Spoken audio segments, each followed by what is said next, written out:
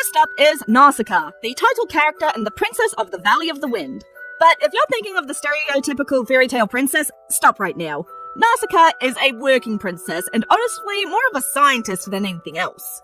Having been researching the plants of the toxic jungle in order to try and find treatments to the various conditions that the jungle's toxins cause, and discovering that the poison is in the soil and not the plants. Then, later figuring out that the plants have evolved to leach the poison out of the soil before petrifying and crumbling into purified sand. On top of that, she's working out ways of communicating with the giant bugs of the jungle in order to resolve conflicts between humans and the jungle's inhabitants without violence.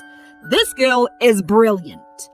First up is Evie. This is because of the adorable little furry pet she gets at the start of the movie. A sweet little baby fox squirrel called Teto. Evie is definitely the Pokemon that most resembles the little cutie. Next up is Scorpy.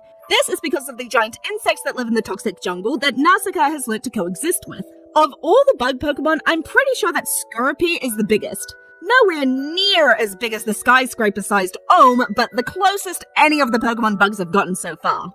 Next up is Togekiss. This is for two reasons.